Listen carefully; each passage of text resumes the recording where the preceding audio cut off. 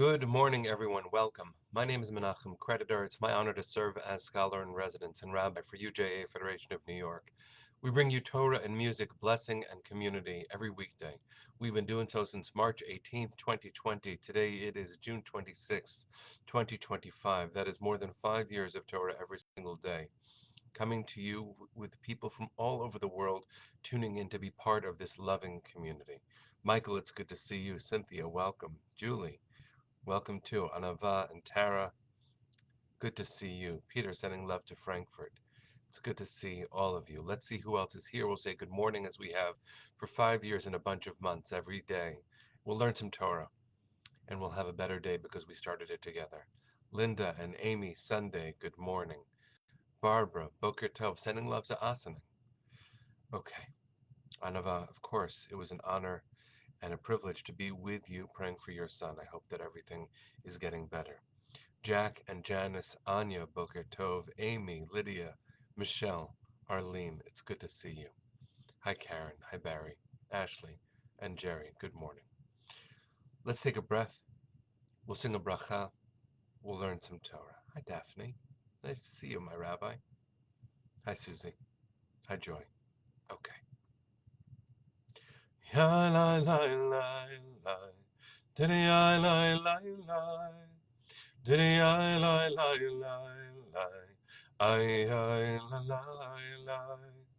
Baruch Ata Adonai Eloheinu Melech haolam Asher Kiddushanu במצוותיו וציוונו לעסוק בדברי תורה, לעסוק בדברי תורה, הפוך בה והפוך בה, לעסוק בדברי תורה. דלי לי לי לי לי, דלי לי לי לי, diddy I lie lie lie lie, I lie lie. So good morning, everyone. Today is broadcast 1332. It is day 628 since October 7th. There is, as always, so much to talk about, but I'm going to do my best to focus entirely on the text of the Torah. The implications might be clear, or maybe they'll be varied depending on where you find yourself and how you're feeling, and I want to be present, and I hope the Torah itself will be present with you where you are and how you are. But I've been aching to just be able to focus on some text, and so wish me luck. It's been a while since we've done this. Even though we learn every day, it is so often impossible to do anything but focus as an anchor on the world and specifically current events. But today, let's see if Torah can be the gift that we need so we can face the world, putting Torah more centrally. And yes, Chodesh Tov, Arlene, thanks for reminding everyone. A good new month. So, Parshat Korach is well known for a number of reasons. The center of the story, at least the way it's usually told, is the rebellion that Korach, a charismatic populist from the tribe of Levi, leads with thought leaders and statespeople from the tribe of Reuven, the eldest of the children of Jacob, and also with 250 leaders of the community, what we will call influencers or stakeholders. And the intensity of the rebellion can't be overstated. By challenging the authority of Moshe, Korach does a lot. But by also challenging the authority of Aharon, the high priest, he's doing even more. After all, these are his cousins. And so he's challenging them for more authority. And his language is so pernicious. If you listen closely to the way that he speaks, he claims, aren't all the people holy? Aren't we all holy? And who would hear such a claim and not say, of course we are, especially if you know the book of Vayikra, and you remember chapter 19 from the Parsha of Kedoshim. Kedoshim to you, the whole people should be holy. You should be holy.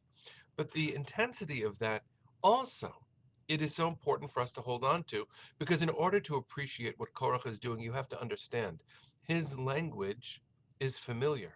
He's saying things that are close to truth, in fact, using specific words and phrases that the Israelites would know and that we know too.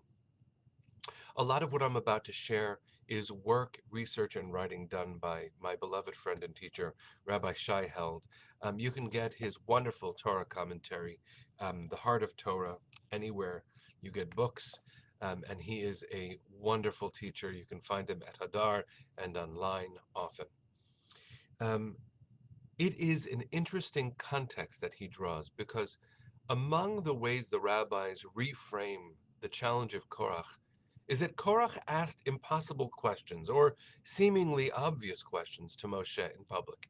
For instance, he said, let's say you have a garment that is entirely made of tchelet, the dye that is meant to be one strand in a talit. If you've ever seen tzitzit, the fringes on the corner of a talit, you know that some people fulfill the mitzvah of tzitzit that includes tchelet.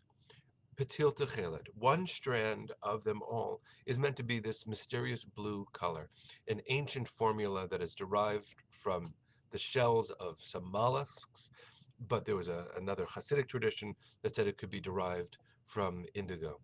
Regardless, the command is to have one thread. So, Korach approaches Moshe, according to the rabbis, this is not in the parsha itself, and says, let's say I have a four-cornered garment that is entirely made of tchelet. Do I still need to have the one strand of tchelet? And Moshe says, yes. And Korach says, an entire garment of tchelet, and I still need to have this one strand? He asks a similar question, which we'll focus less on, which is, let's say I have a house that is entirely full of Torah scrolls. Do I still need to have the small Torah scroll in the mezuzah on my door? And Moshe says, yes. And it sounds ridiculous, because you already have the section of the Torah that's on the mezuzah filling your home. You already have all of that tchelet on your clothing. Why would you need that extra strand? So without reviewing the density of the material that Rabbi Held brings in, I'm just going to review some of its ideas, though I recommend you reading it all for yourself. Tzitzit, the mitzvah of putting the strands on a four-cornered garment, is a fascinating mitzvah. In fact, it is one of the strangest mitzvot when you look closely at its application for the high priests themselves, because they're called to have the fringes too on their garments. But if the garment is made of linen and the fringes are made of wool, it violates one of the rules in the Torah called shatnez. You're not allowed to combine animal and plant product in one garment. Many people are very careful about shatnez.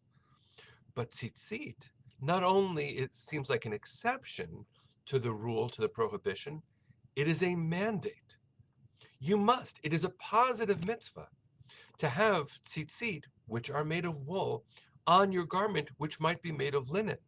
It is a violation of shatnez. Rabbi Held says it like this. It's actually very charming. It's a little bit humorous the way he phrases it. He says, it's forbidden except when it's commanded.